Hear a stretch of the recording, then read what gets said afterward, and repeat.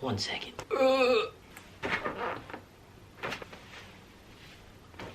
Like that.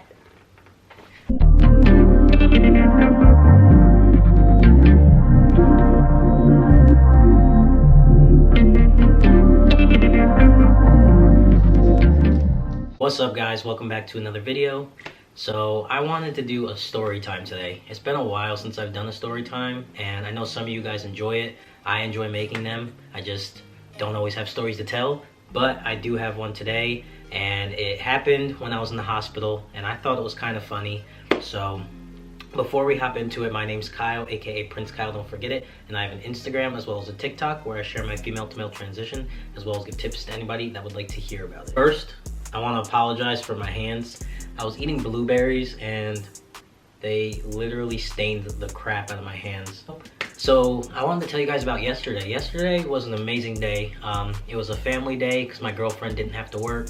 So me, her, and our son, we went to the mall, and then we went to a store called Boot Barn. They sell a bunch of cowboy boots, and I've actually never even heard of the store until yesterday. My girlfriend has, as most of you know, she's from Arkansas, so she's got a little country twang to her, and I've always wanted a pair of cowboy boots. So we went there, and I kind of hinted it yesterday by posting that picture with me wearing a cowboy hat. I didn't actually get the hat, but I hinted that we were getting things in that kind of theme, and so we went to Boot Barn, and I kid you not, like, the store was completely like stocked up with just all types of cowboy boots, from children's, toddlers, to women, men, like literally just boots for everyone. I'm surprised they didn't have boots for pets, but yeah, it was really cool. So the reason I'm bringing that up is because I want to show you the ones we all got, and I do want to say they are not cheap, like, by any means. I'm not even gonna say how much we spent on them, but let's just say they weren't on sale. But I'm actually wearing mine right now because I'm excited about them. But here's mine. Ugh. I really like them. And then here's my girlfriend's.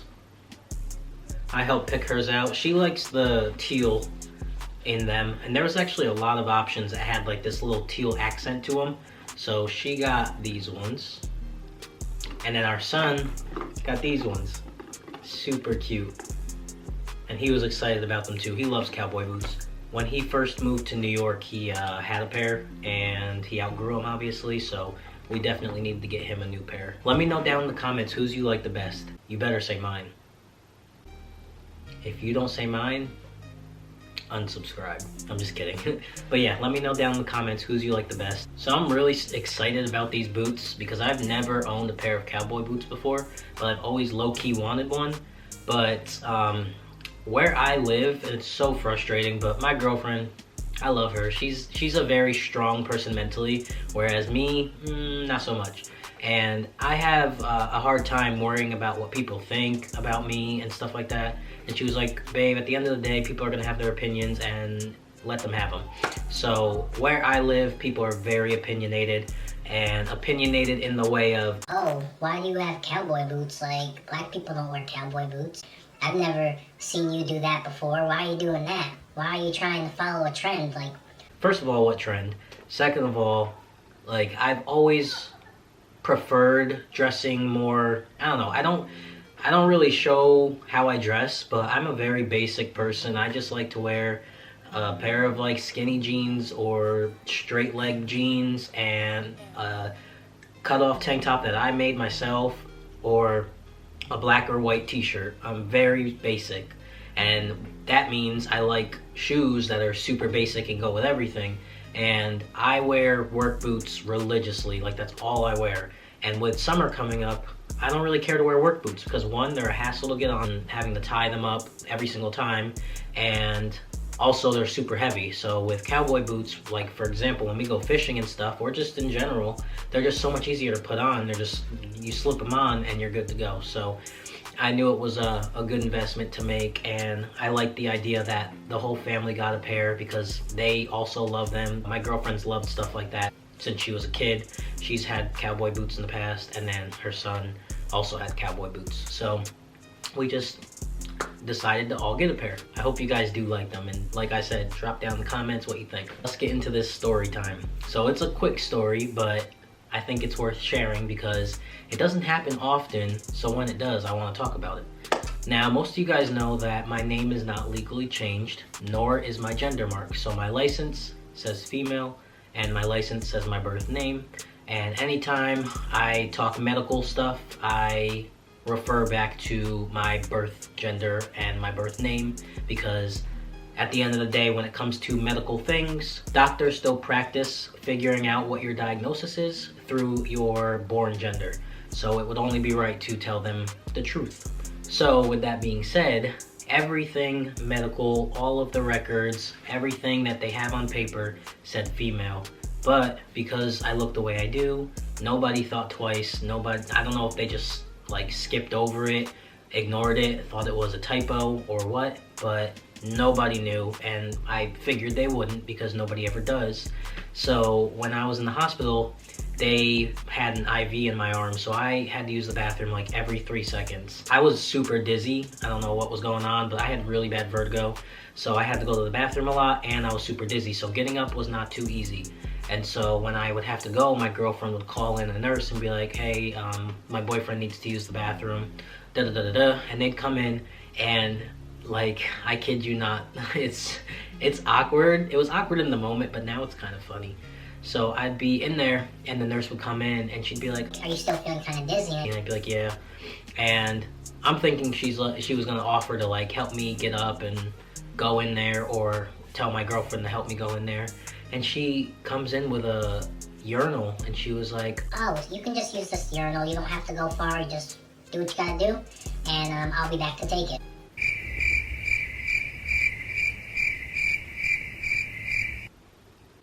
Y'all, when I tell you I was stuck, me and my girlfriend are like,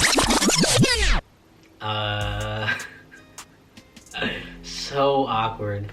So my girlfriend, I don't know if she was trying to be funny or what, but she was like, well, I mean, we could make it work. And me, being realistic, I was like, well, you see, the thing is, and I said it just like this, I was like, the thing is, I don't have the equipment to make that work. And the nurse kind of looked confused, and I was like, yeah, I don't think it's gonna work, because unfortunately I wasn't blessed with that equipment. And then I finally think she put two and two together, and she was like, oh, like, all right, well then, yeah, you can use the bathroom. And me and my girlfriend are just looking at each other like crazy, like, what the heck? And mind you, this didn't happen once, it happened like 3 times, because I was in the hospital for 3 days, so I was being pushed in different rooms like very often.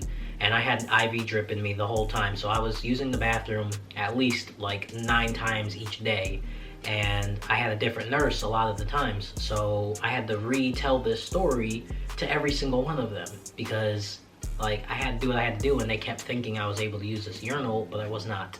And it would have worked, but I forgot my STP, and obviously the STP is what would help me to use that, and it would have came in clutch. But of course I forgot it, and it makes sense that I forgot it because I was rushed to the hospital like by ambulance. I didn't have time to like think, hold on, let me go grab my dick. Like, no, I didn't have time to do any of that. So I went there with nothing. And so I had to do what I had to do, and I was straight up. My girlfriend, she tried real hard to play it off and make it seem like I was able to use it. I mean, I guess now I think about it, what I could have did is just said like, yeah, like I'll take it, and then pretend to use it, but then really go to the bathroom when the nurse left. But in the moment, I'm just like, I don't know, when I'm in the moment for something, my truth comes out. Like, I don't lie, I don't have enough time to think of something like my girlfriend did. And so the truth just came out, and I was like, I don't got that to do that. Like, it's not gonna work. But now that I think about it, when my girlfriend was like, oh, well, we could figure it out.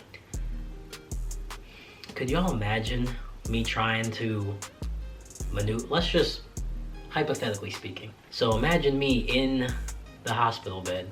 1 second. Got that Megan Thee Stallion knee, so I could have figured it out, I guess, but how would I even, like that?